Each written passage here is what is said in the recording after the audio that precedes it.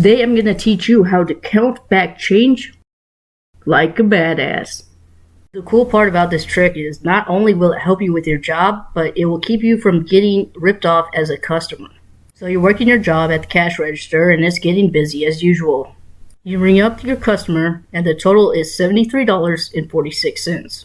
Your customer hands you a $100 bill, and after making sure that it is a real bill, you go to hit 100 into your register. One problem though. You entered 10 instead of 100.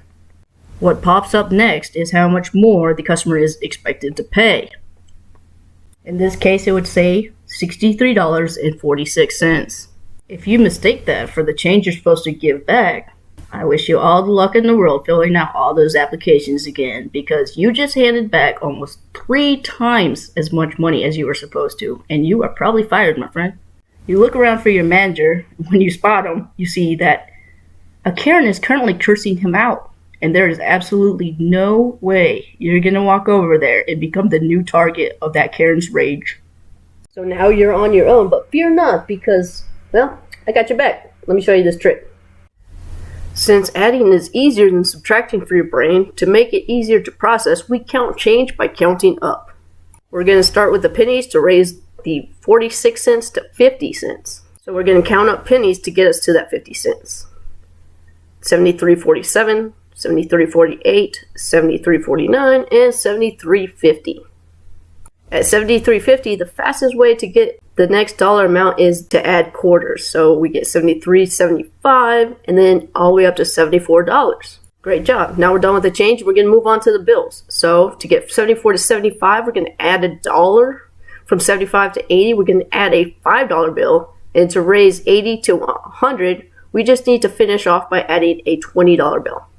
The cool part about this process is now we can actually double check to make sure that our math is correct by counting back the change to the customer. So we're going to put the change in the customer's hand, say your change makes 74, and now start thumbing through the bills, 75, 80 to 100. This is a double check method to make sure that you got everything correct and you are handing back the correct amount of change.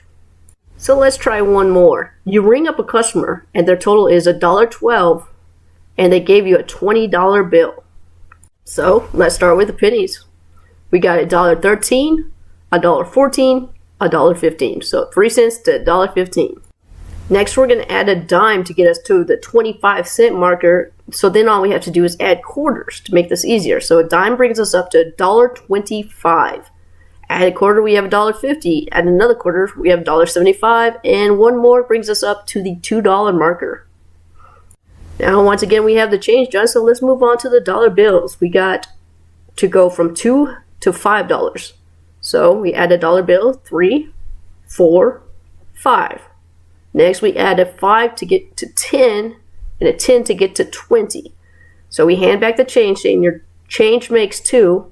Then we start showing the customer and yourself that you are correct, and say 3, 4, 5, 10, 20. So there we have it. If you count back change this way, not only are you going to be super fast and impress your bosses and your coworkers, you may actually impress a date one day. Who knows? So let me know if I missed explaining anything or if there are more questions. Like, subscribe, and comment, and share if you want to support me. Thanks for watching, and I'll talk to you in the next one.